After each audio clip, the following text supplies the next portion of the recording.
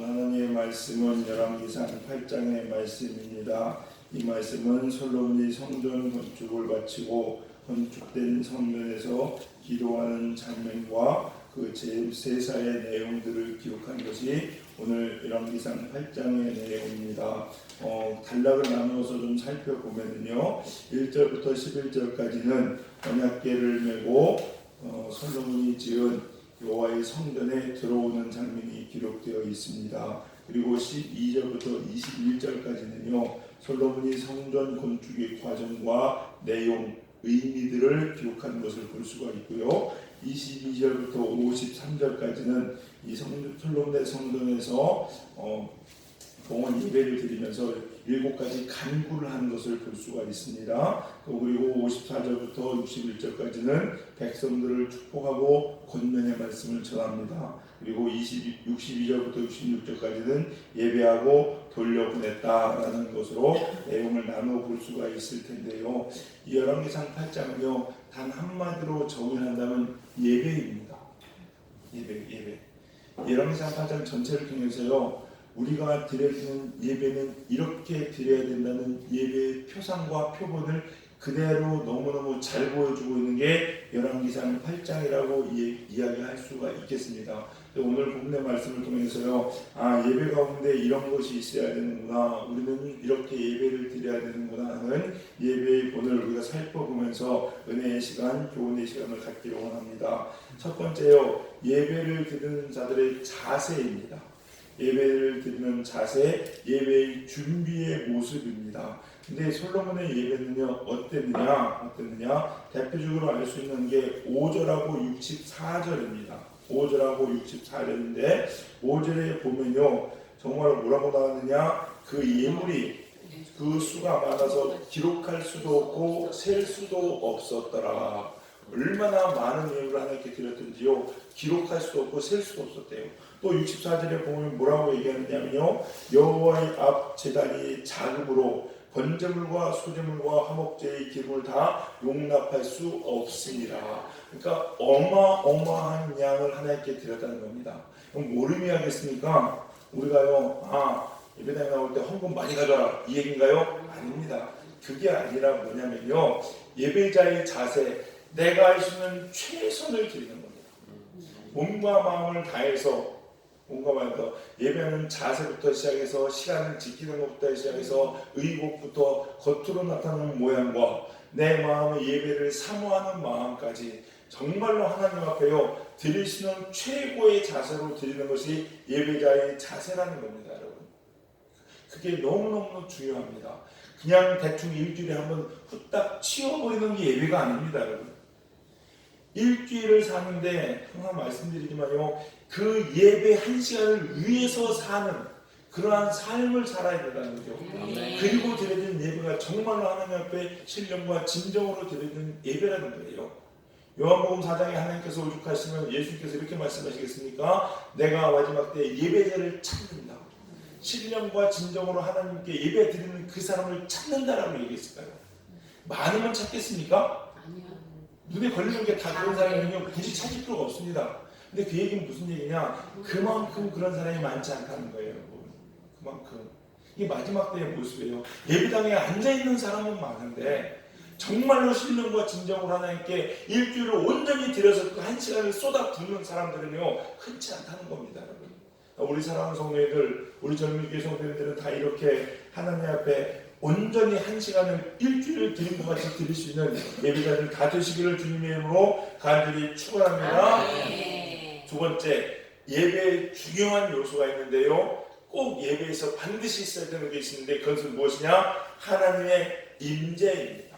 하나님의 임재. 여러분, 예배는요, 다른 거 없어요. 하나님의 임재가 있어야 됩니다.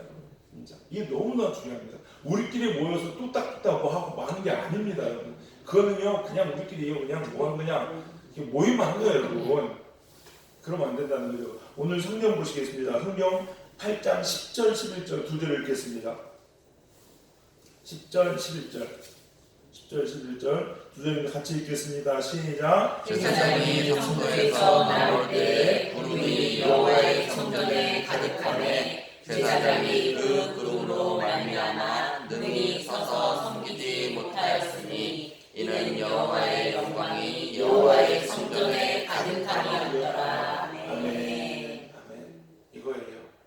하나님의 임재가요, 하나님의 영광이 성전에 가득한 겁니다. 이게 예배입니다. 제가 와서 항상 예배 드릴 때요, 여기 앉아서 앞에 기도하잖아요. 무슨 기도하겠습니까? 인재 인재. 하나님 하늘을 여시고 이것도 임하여 주시옵소서. 우리들의 예배를 주님 받아주시옵소서. 임재 예배입니다, 여러분. 임재의 기도예요, 여러분. 하나님께 드리는 예배는요, 이 임재가 없으면 안 돼요. 그래서 여러분 항상 기도하십시오. 예배 드릴 때마다 하나님 이곳에 임하여 주시옵소서. 하늘 문을 열고 우리와 함께 해달라고 임재를 여러분 구할 수 있는 여러분 되시기 바랍니다. 또 신령과 진정으로 예배를 준비하고 드린 사람에게는요, 하나님의 임재가 꼭 임한다는 것을 기억하시는 여러분 되시기 바라겠습니다. 세 번째 예배 가운데 중요한 것은요, 예배의 임재는요, 여러분 백성의 축복으로 이어집니다. 하나님께서 우리 안에 임재하잖아요. 그러면요, 그 축복은요 반드시 누구에게, 회중에게 흘러가게 되어 있다는 겁니다. 제단에는요, 하나님의 축복의 성령의 강물들이 넘쳐납니다. 이것이 터져서 우리 성도님들 한가운데 그대로 흘러가야 돼요. 이게 축복입니다. 예배당에 왜 와서 앉아있나요? 이 축복 가운데 빠지게 들어가기 위해서 앉아있는 거라는 거죠. 오늘 또 14절에 보니까요, 보세요. 14절 말씀에 이렇게 기록되어 있습니다. 얼굴을 돌이켜 이스라엘 온 회중을 위하여 축복하니 그때 이스라엘의 온 회중이 서 있더라. 하나님의 임재, 그 축복으로 백성을 위해서 그대로 기도하는 겁니다. 여러분, 이렇게 하나님의 임재가 일어날 때 우리가 치유의 역사, 회복의 역사가 일어나고 기적의 역사들이 일어나는 거예요, 여러분. 실은 여러분요, 이게 예배드리잖아요. 신유의 역사들, 병고침의 역사들, 물론 주의종이나 어떤 하나님께 은사를 받은 사람들이 안수해서 고치는 수도 있습니다, 여러분. 그러나요, 더 좋은 것, 더 중요한 것은요, 예배 가운데 일어나는 거예요. 아멘. 이걸 소망합니다. 제 기도적인 거 뭐냐면요, 하나님 저에게 신유의 은사를 주시옵소서가 아니라 하나님 우리 예배 가운데 신유의 은사를 부어주시옵소서. 어차피 제가 안수 안 돼서 뭐 제가 제 능력인가요? 아니잖아요, 여러분. 그래서 예배 가운데 우리 성도님들 예배 가운데 치유의 역사, 신유의 은사, 회복의 역사, 이런 것들이 일어나기를 간절히 주님의 이름으로 축원합니다. 이렇게 우리가 예배하고 하나님의 임재가 있고 하나님의 축복이 있으면요, 우리 가운데 꼭 이어지는 게 있는데 뭘로 이어지냐? 신앙 고백으로 이어집니다, 여러분. 우리 가운데요, 우리가 하나님의 임재를 경험하죠. 하나님 축복을 받잖아요. 성령이 충만하잖아요. 그러면요, 반드시 신앙 고백하게 되어 있습니다, 여러분. 하나님을 인정하고 하나님을 고백하고 하나님을 찬양하는 것이 반드시 있게 된다는 거예요, 여러분. 축복만 다 받고 와, 축복 받았으니까 이제 책상에 켜나가서 축복 누려야지 이럴까요? 아니, 그렇지 않아요, 여러분.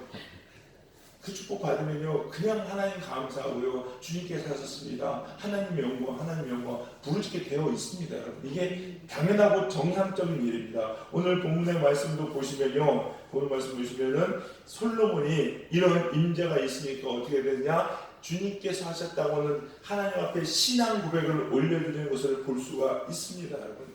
15절부터 26절까지 쭉 읽어보시면요, 거기에 무슨 말씀이 반복되어 나오냐, 말씀하신 것, 말씀하신 대로 말씀이라는 말이 7번이 나옵니다, 여러분. 이건 무슨 얘기냐? 모든 것은 하나님의 말씀대로 누가 하셨다? 하나님께서 하셨다는 거예요. 이게 신앙 고백이에요, 여러분. 내게 은혜를 주신 것도 하나님이시다. 나를 이곳에 있게 하신 것도 하나님이시다. 나의 모든 삶은 하나님께서 주장하신다. 다 뭐예요? 하나님이에요, 하나님. 솔로몬이 이 임재 가운데 하나님 예배드리면서요, 솔로몬이 신앙 고백합니다. 내가 하나님 정말로 애쓰고 수고해서 머리 짠해서 성전 졌습니다. 이거 아니에요. 하나님 아시죠? 이 성전 지려고 내가 얼마나 수고하고 애쓴지. 이거 아닙니다, 여러분. 누구예요? 하나님이에요, 하나님. 위대한 일을 했습니다, 솔로몬 성전. 좀 훌륭한 일을 했죠. 그러나 자기가 아니에요. 누구예요? 하나님 말씀대로. 이렇게 신앙 고백을 하게 되어 있다는 겁니다, 여러분. 우리 사랑하는 성도님들, 우리도 여러분 이러한 신앙 고백할 수 있기를 주님의 이름으로 간절히 축원합니다. 그러면서요, 또 중요한 고백을 하나 하는데 이런 고백을 합니다. 27절입니다. 우리 27절 읽어보겠습니다. 27절 읽겠습니다. 27절입니다. 같이 읽겠습니다. 시작. 하나님이 참으로 땅에 거하시리이까 하늘과 하늘들의 하늘이라도 주를 용납하지 못하겠거든 하물며 내가 건축한 이 성전이오리이까. 아멘. 이게 무슨 말씀인지 아세요, 여러분? 하나님이요 얼마나 위대하고 높으신지를 고백하는 거예요. 자기가 지은 솔로몬의 성전 엄청나죠? 엄청납니다. 이 성전을 가지고요 하나님 보셨죠? 너무나 멋있습니다. 하나님이 거하시기에 충분하십니다. 이거 아니에요. 하나님이란 분은요 우리가 어떻게 할 수 있는 분이 아니라는 거예요. 근데 사람들이 잘못하는 거예요. 내가 이런 일을 했기 때문에 하나님 이거 받으실만 하잖아요. 이거 너무 훌륭하잖아요. 하나님 이 정도면요 인간이 할 수 있는 최고나 이렇게 되는 거 아니겠습니까? 내가 얼마나 수고했는데 하나님 기쁘시죠? 이거 아니라니까요. 하나님 앞에서는요 솔로몬처럼 정말로 역사의 최고의 솔로몬의 성전을 지었다 할지라도 이것조차도 하나님 앞에서는 정말 아무것도 아니라는 거예요. 누구를 고백합니까? 그냥 하나님 고백하는 거예요. 하나님. 감히 나 같은 게 예를 들어서 우리가요 정말로 인류 역사를 통틀어서 정말로 상상할 수도 없고 감당할 수 없는 엄청난 일을 했다 칩시다. 그러나 하나님 보시기요 했습니다. 이게 아니라니까요. 이것도 하나님 앞에 보면 정말로 저족지연이라고 감히 이게 뭔데 이렇게 고백할 수 있는 거예요. 그 하나님 자체의 높고 위대하심을 고백하는 게 솔로몬의 고백이에요. 그럼 이게 진짜 고백입니다. 근데 사람들은요 조그만 일 뭐 하나 하면 인정 안 해준다고 하나님 내가 이렇게 했는데 이러실 수 있어요. 이건 진짜 신앙 고백이 아니라는 거죠. 여러분 우리 사랑하는 성도님들 우리도 마찬가지입니다.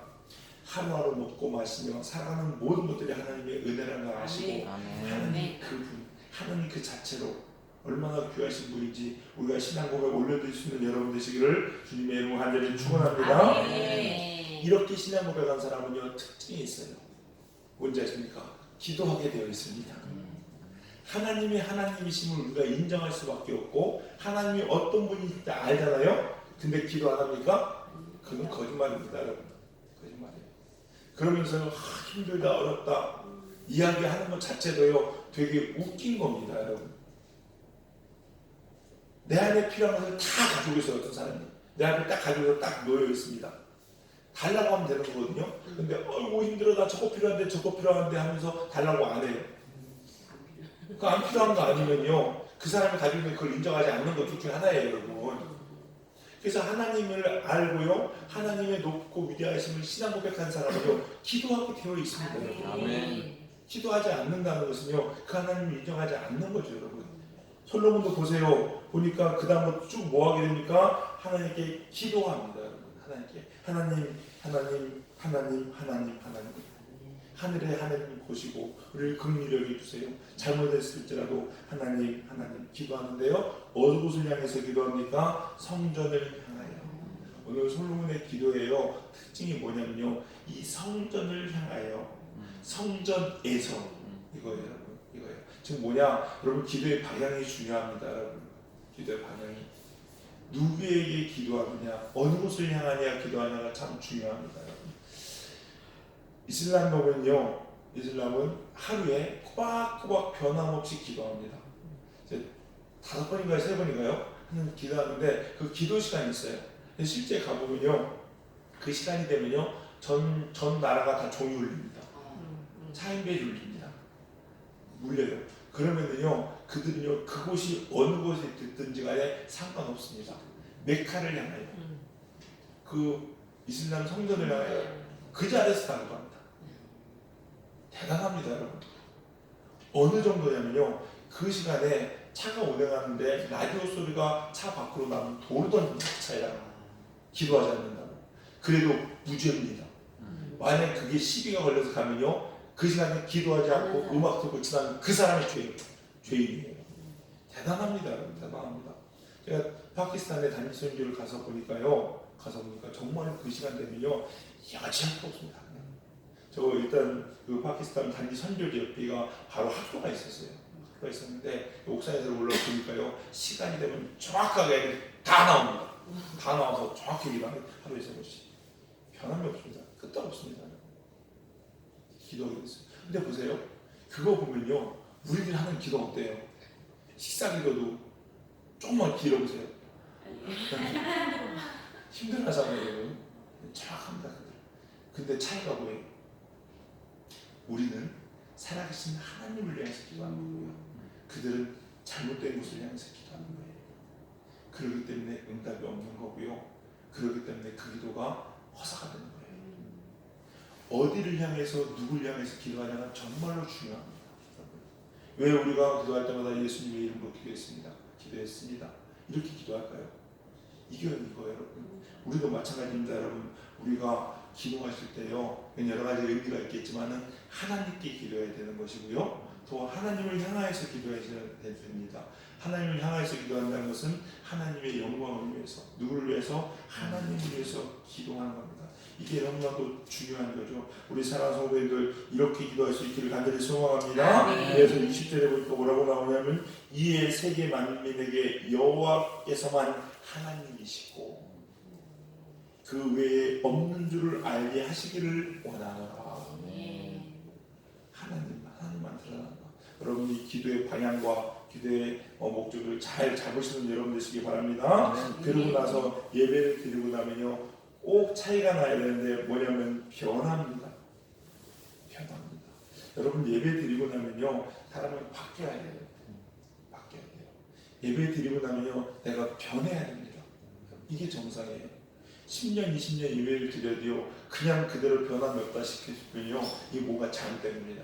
문제가 있는 거예요. 문제가 있는 거예요. 이게 너무나도 중요합니다. 장모님하고 얘기 끝나고 보면요 찬송을 부르는데 그 말씀 나왔던 거 기억이 납니다. 신앙생활 오래 하는 사람들 찬양을 안 한대요. 예배 시간에 찬양을 힘있게 찬양해야 되는데 안 합니다. 여러분 뭔지 아십니까? 그 예배 제대로 안 되는 거예요. 여러분 제가요 하나님께 신앙 고백하고 하나님 임재가 있으면요 여러분 찬양하지 않을 수가 없습니다. 여러분 않을 수가 없어요. 어떻게 찬양하고 견딥니까? 그냥 있어도 여러분 은혜 받았을 때 한번 생각해 보세요. 여러분 그냥 흐르는 찬양이 나오지 않습니까? 이게 정상이에요. 근데 예배 자리에 나와서 그 입을 벌려 찬양이 안 된다? 이거는요 예배 안 되는 거나 변함이 다르지 않을까요, 여러분? 우리 사랑하는 성도님들 끝까지 정말로 만입을 가지고 하나님께 찬양하시는 여러분 되시기 바라겠습니다. 변화. 완전히 변화해야 되는데 우리 66절 마지막 절 한번 보겠습니다. 66절 같이 읽어보겠습니다.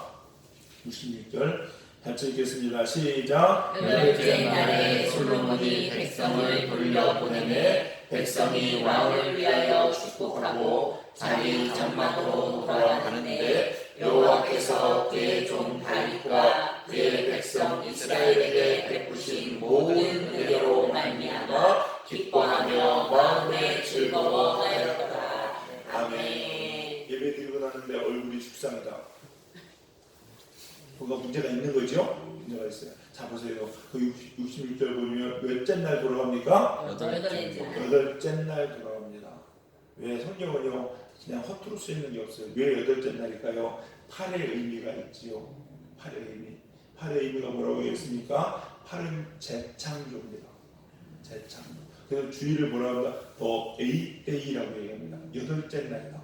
뭐냐? 새롭게 창조되는 날. 그러니까 예배 드리면요 예배 드리는 그 순간부터 내가 날마다 새로워지는 거예요.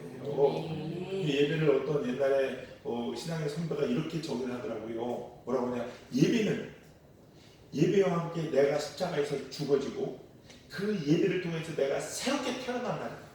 그게 예배다. 근데 너무나 정의가 맞는 것 같아요. 예배 가운데 내가 죽어져야 되고요. 저 나갈 때는 새로운 사람으로 새롭게 태어나서 걸어가는 게 정상입니다. 이게 예배. 더 에잇데이 여덟째 날에 돌아갔대요. 그러면서 뭐라고 합니까? 은혜로 말미암아 기뻐하며 마음을 즐거워하였다. 만약에 여러분 예배 드렸는데요 아직도 내 마음에 근심과 걱정이 가득 있고 이게 답답함이 있다면요 한번 돌아보셔야 됩니다. 뭐가 문제가 있는 거예요. 죽어서 새롭게 태어났는데 이전 것은 지나갔는데 뭘 그걸 가지고 싸매가지고 있냐는 거예요. 여러분 우리 사랑하는 성도들 이 예배의 승리자 예배로서 새롭게 변화되는 여러분 되실 주님의 간절히 축원합니다. 그럼요 예배를 자주 드리면 더 좋겠죠. 왜? 날마다 새로워지니까. 날마다 새로워지니까. 1년에 한 번 청소해서 새로워지는 집이 좋겠습니까? 맨날 새로워지는 집이 좋겠습니까? 맨날 새로워지는 게 좋죠, 여러분. 우리 사랑하는 성도님들, 이러한 예배자 되시기 바랍니다. 우리 젊은이 교회도 마찬가지고요. 여러분도 마찬가지고 정말로 예배에 성공하셔가지고 날마다 새롭게 됐으면 좋겠어요. 새롭게 변화되는. 그래서 하나님의 임재가 있고 예배 가운데 드려지는 기도가 하늘에 상달되고 되고, 그래서 그 은혜가 우리 안에 충만하고 여러분 얼굴에 웃음꽃이 피어나고 하나님으로 기뻐하고 그 하나님께 또 찬양의 신앙의 고백 올려드리고 얼마나 좋은지, 이런 하나님의 은혜의 선순환이 우리 사랑하는 성도님들과 우리 젊은이 교회 가운데 넘치기를 주님의 이름으로 간절히 축원합니다. 기도하시겠습니다.